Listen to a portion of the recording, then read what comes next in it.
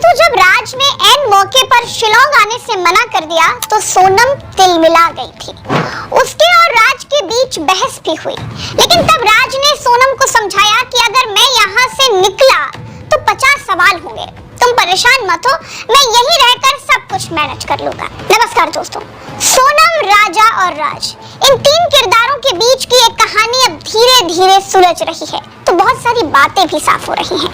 Police की पहली ही पूछताछ में आरोपियों की हिम्मत ने जवाब दे दिया और उन्होंने बताया कि सोनम के कहने पर और सोनम रघुवंशी के सामने ही हमने राजा को मारा।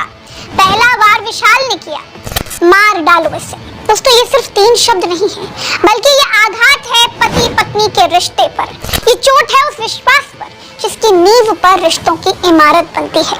सोनम ने अपने पति को मरवा दिया और बहुत सारे सवालों को खड़ा कर दिया है। आरोपियों से हुई पूछताछ में जो बातें सामने आ रही हैं दोस्तों, वो आपको हैरान कर देगी। आरोपियों ने पुलिस को बताया कि इंदौर से शिलोंग की डायरेक्ट ट्रेन नहीं है, इसलिए वो ट्रेन से गुवाहाटी होते हुए शिलोंग पहुंचे। विशाल ने हथियार खरीदा था, उसने ही राजा पर पीछे से पहला वार किया था। जब राजा मर गया तो इन सब ने मिलकर उसे नीचे खाई में फेंक दिया।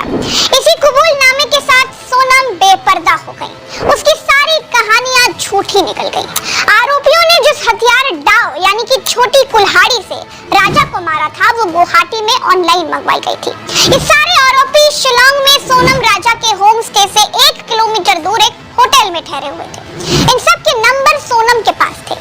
सोनम जहां-जहां जाती थी वहां से अपने लोकेशंस इन लोगों को शेयर कर देती थी। सोनम, राज और राजा के बीच अब जितेंद्र रघुवंशी का नाम भी सामने आ रहा है। दोस्तों कौन है ये शख्स जितेंद्र रघुवंशी? कहा जा रहा है कि वो हवाला का काम करता है। सोनम के भाई गोविंद का कहना है कि वो हमारी मौसी का लड़का है। दावा है कि सोनम के अकाउंट का इस्तेमाल जितेंद्र हवाला के लेन-देन के लिए करता था। फिलहाल दोस्तों पुलिस जितेंद्र और सोनम के कनेक्शन के एंगल पर भी जांच कर रही है। राजा के भाई विपिन ने भी चौंकाने वाला दावा किया है।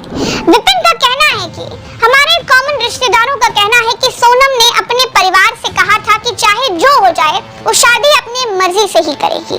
तब सोनम की मां ने उसे कहा था कि तेरे पिता नहीं मानेंगे, समाज में ही शादी करनी होगी। मां की इस बात पर सोनम ने धमकी दी थी कि जिससे भी मेरी शादी होगी उसका ये हाल करूंगी कि तुम देख लेना। यही कारण था कि शुरू में वो राजा से ठीक से बात नहीं कर रही थी।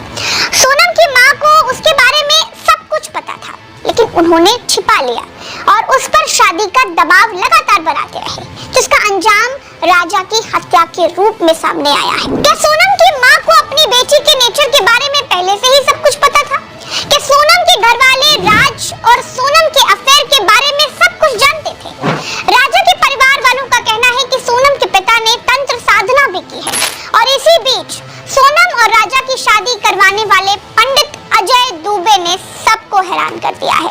अजय दुबे ने कहा कि जब राजा का शव मिला उसके बाद शांति पाठ के दौरान उन्होंने परिवार से कहा था कि राजा की हत्या में किसी महिला का हाथ है और सोनम पूरी तरह से सुरक्षित है, उसे कुछ नहीं हुआ।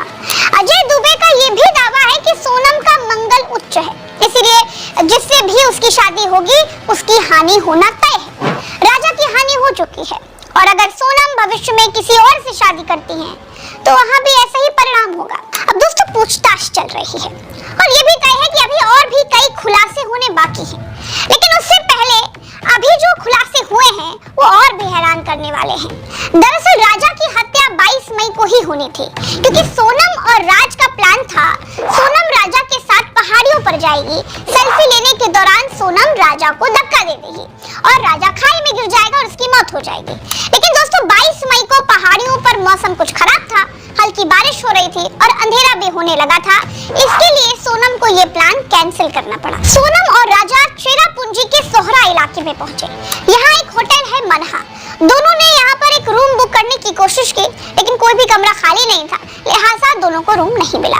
दोनों ने अपना लगेज रखने की परमिशन मांगी तो होटल स्टाफ ने मदद करते हुए सामान रख लिया, लेकिन हैरानी की बात यह है कि दोनों अपना लगेज लेने के लिए वापस ही नहीं आए।